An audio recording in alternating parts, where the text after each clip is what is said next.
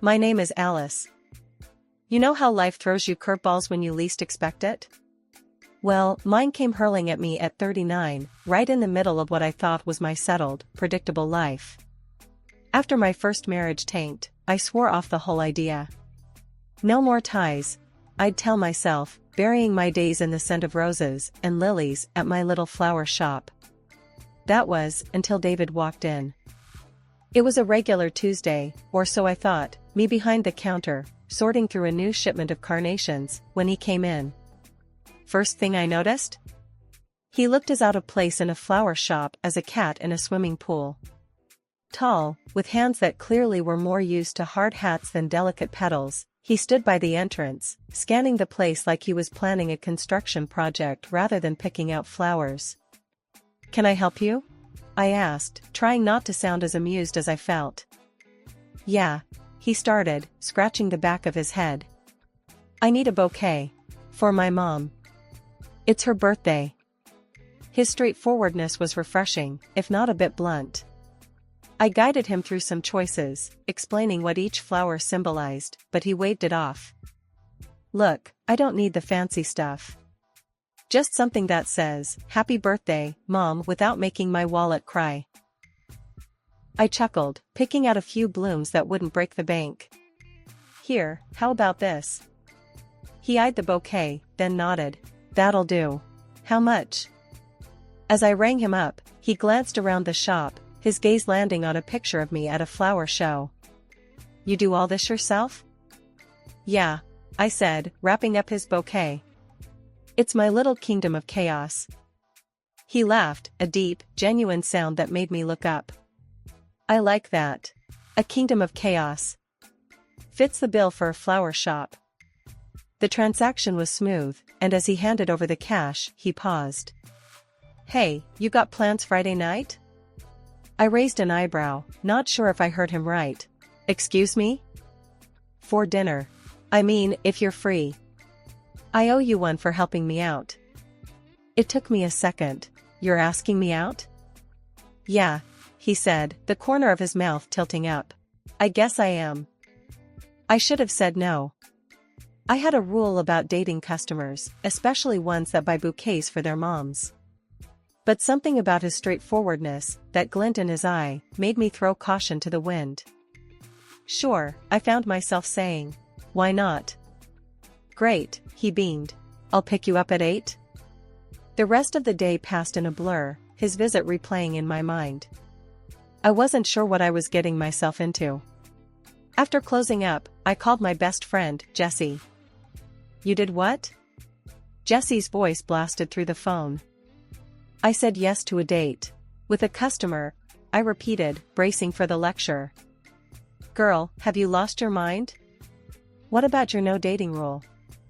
I sighed, leaning against the counter. I know. But there's something about him. He's different." "Different, huh?" Jessie chuckled. "Well, don't come crying to me when he turns out to be a frog instead of a prince." I laughed, shaking my head.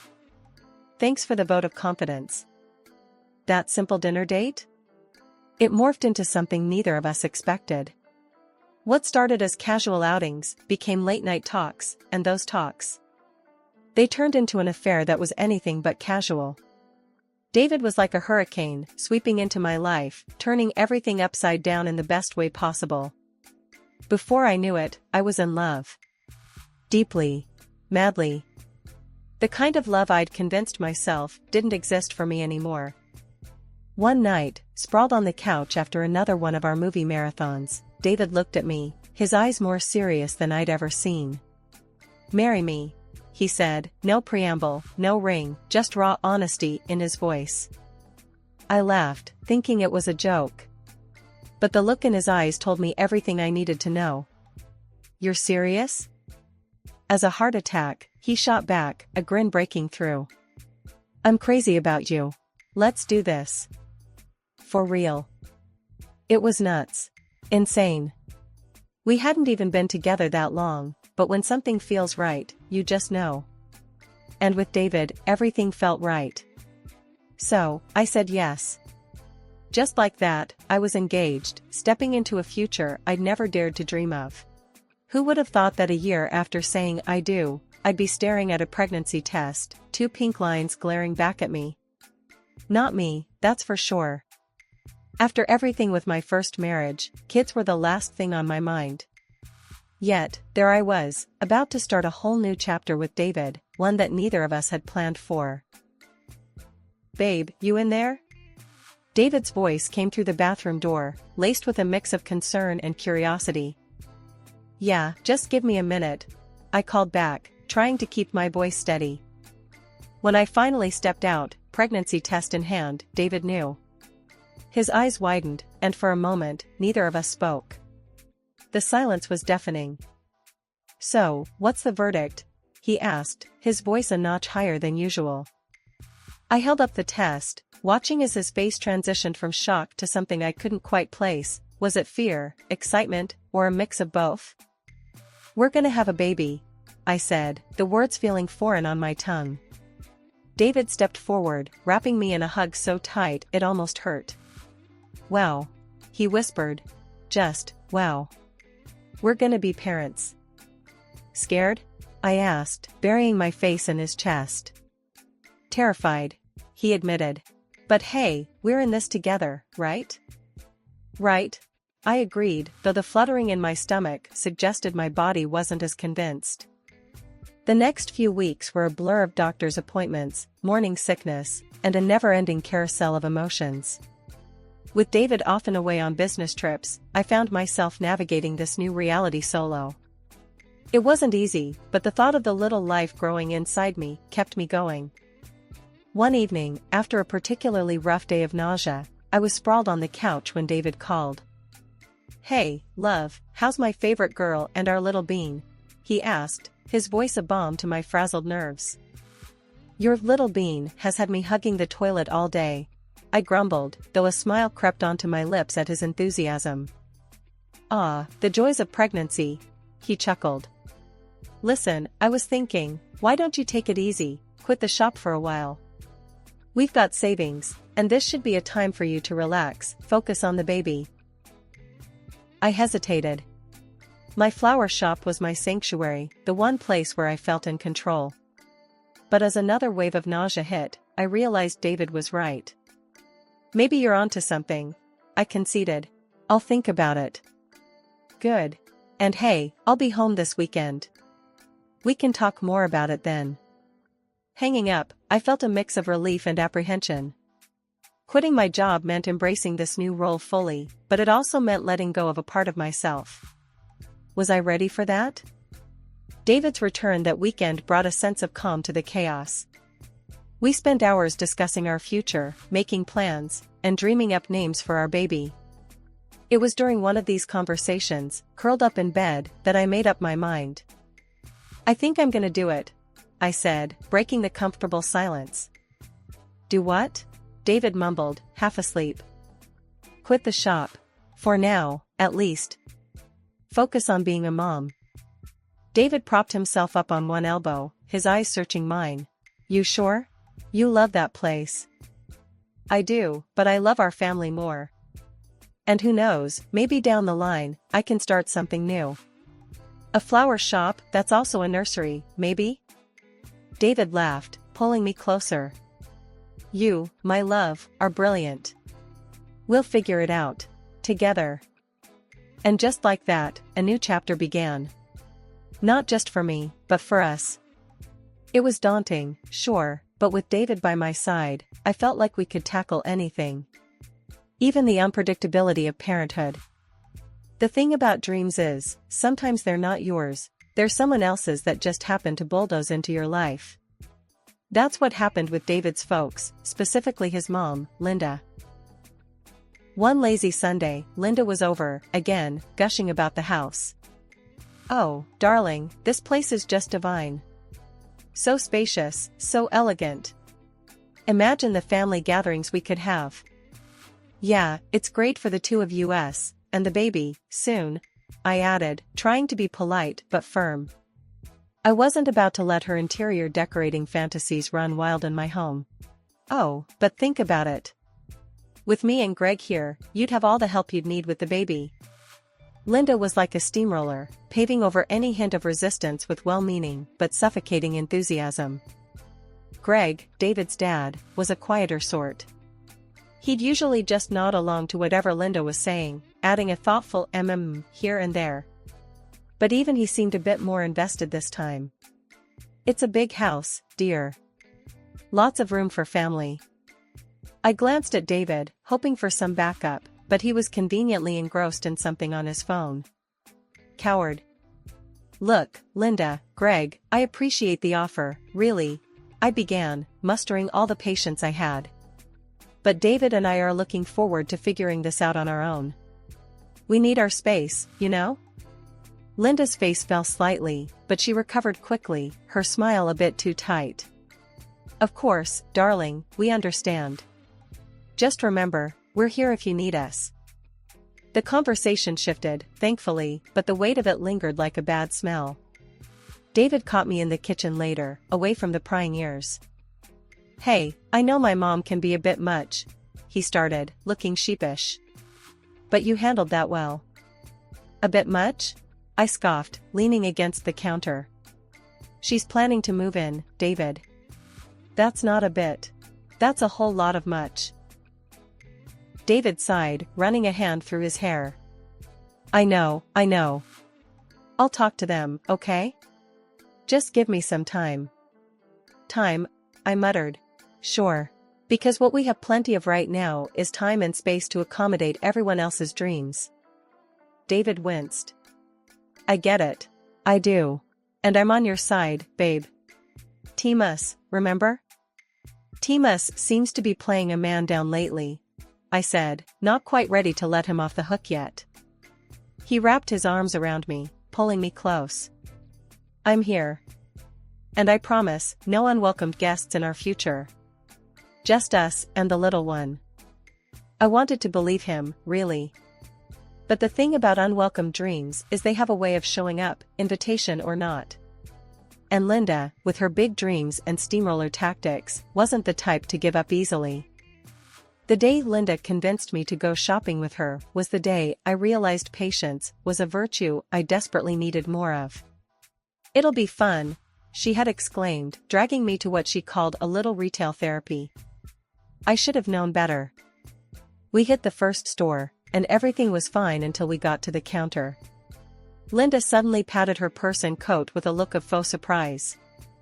Oh dear, I seem to have left my wallet. Can you cover this, darling? I'll pay you back as soon as we get home. I was taken aback, but nodded, sliding my card across the counter. Sure, no problem. But then it happened again. And again. By the fourth store, my patience was wearing thinner than the soles of my shoes. We were in some fancy boutique, Linda holding up a dress that cost more than my monthly mortgage. Isn't this just darling? She gushed, not waiting for my response before heading to the checkout. As she once again performed her now familiar wallet pat-down, I felt something snap inside me. Linda, this has got to stop. I can't keep buying stuff for you. She looked at me, feigning confusion. But dear, it's no bother for you, is it? You've got plenty. A little shopping spree won't hurt. I clenched my jaw, trying to keep my cool. It's not about the money, Linda. It's the principle. You keep forgetting your wallet. Doesn't seem quite fair, does it? Her face turned a shade I had only seen on overripe tomatoes. Fair? I thought we were family. Family helps each other out.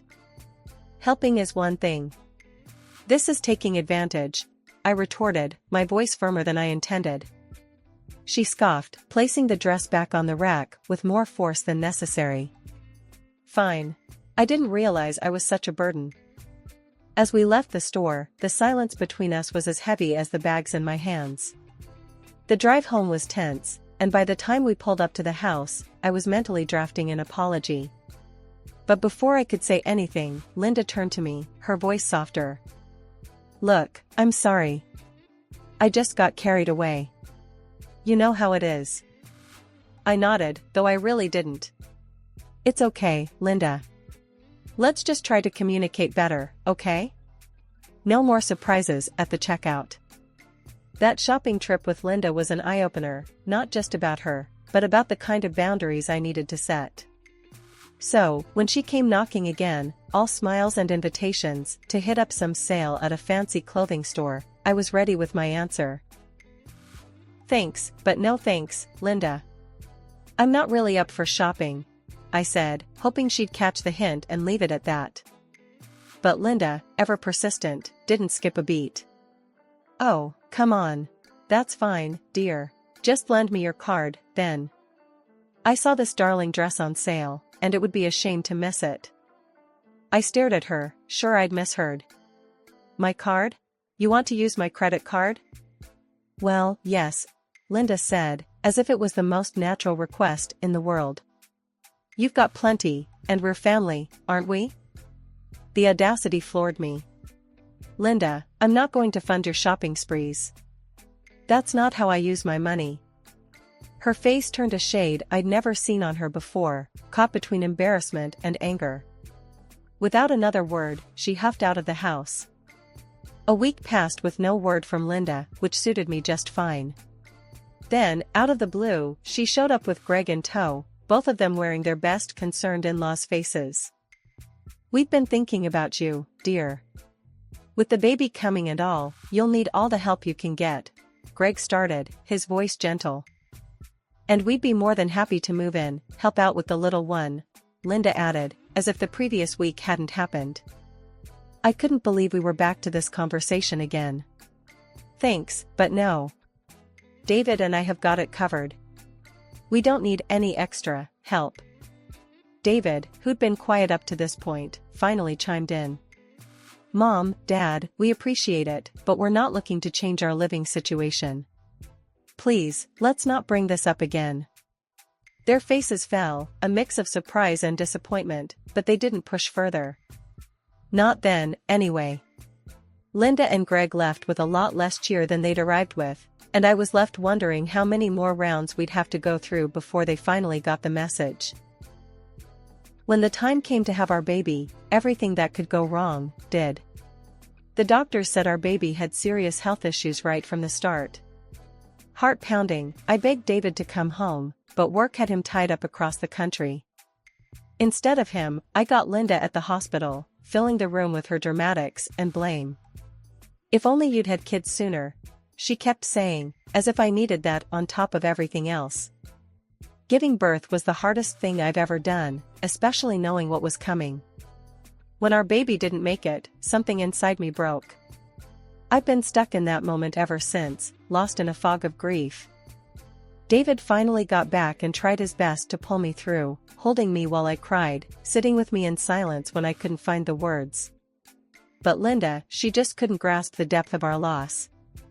She actually suggested shopping to get over it, as if a new pair of shoes could fill the hole in my heart. We had it out then, her telling me I was being dramatic, and me too tired of her insensitivity to hold back any punches. Our home, filled with the echoes of a joy that never came to be, became a prison. The walls, the empty nursery, every corner a reminder of what we'd lost.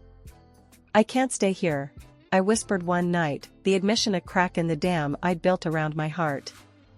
David held me, his own tears mingling with mine. Then we'll leave, he said, the decision made in the face of our shared agony. We'll start anew, somewhere else. For us, and for the memory of our child. We found a smaller place, far from Linda's reach and the memories that haunted us.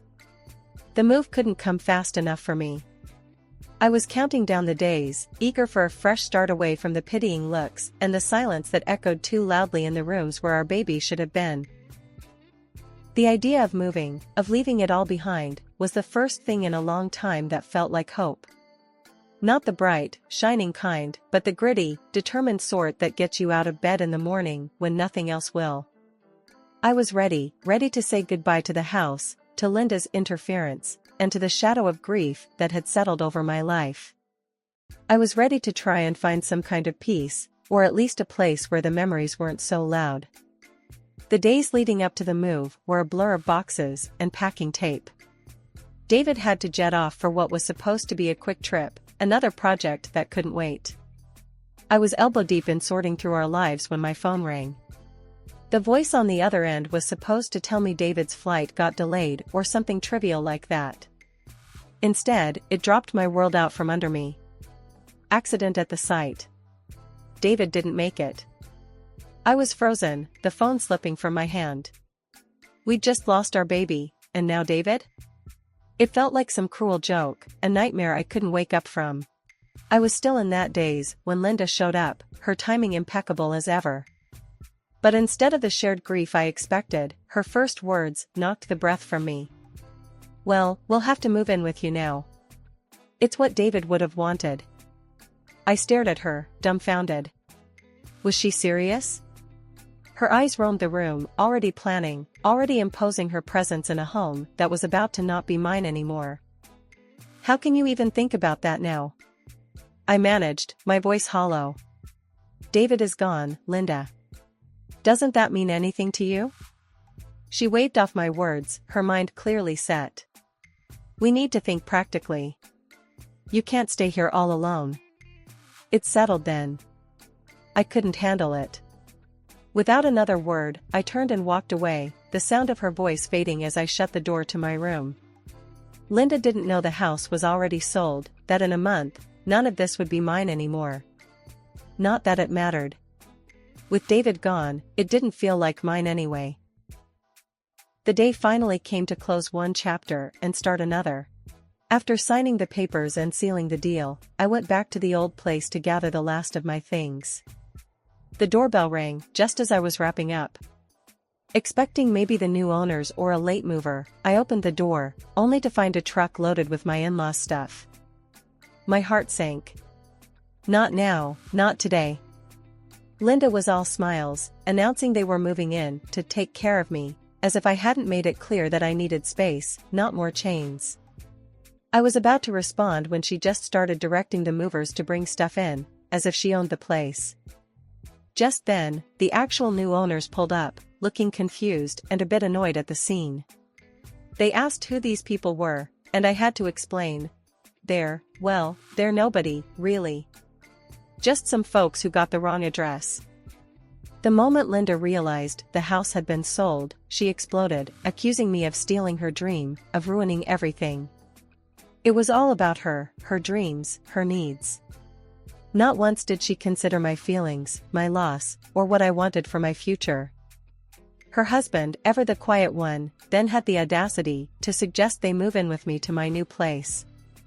As if after everything, that was somehow going to be okay. I was beyond words. "Look, I don't know what fantasy world you're living in, but you're not part of my life anymore. Not like this. You need to leave." I turned to the new owners, my face burning with embarrassment. "I'm so sorry. Let me help you get them off your property." The suggestion of calling the police was enough to get them moving. They left, taking their truck of broken dreams with them.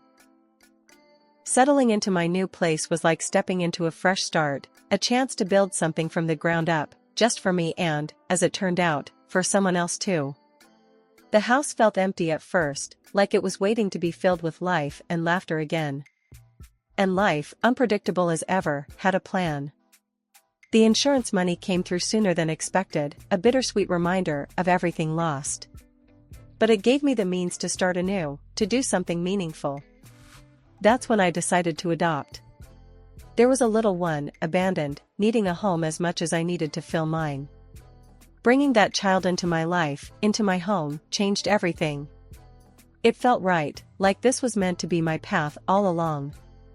As for Linda and her husband, last I heard, they blew through their money on foolishness and ended up in some cramped apartment. Can't say I'm surprised. They were always more about the show than the substance. Serves them right, I muttered to myself when Jessie, my best friend, brought me the gossip. But I didn't dwell on it. They made their choices, and I made mine. Jessie, ever the rock, dropped by one day, her usual whirlwind self. "Look at you," she said, eyeing the chaos of toys and art supplies that now decorated my living room. "Who would have thought, huh?" I smiled, watching my child play. Not me, that's for sure. But I wouldn't change a thing. David would be over the moon, she added softly, leaning on the counter. Yeah, I sighed, my heart heavy with missing him but filled with love for the life we were building. He would be. Our life moved on, filled with the small adventures and challenges of raising a child. My heart, once broken, began to heal, wrapping itself around my new purpose. This wasn't the life I had planned, but it was the life I was meant to have. And through all the ups and downs, I felt David's love, a guiding light through the darkness.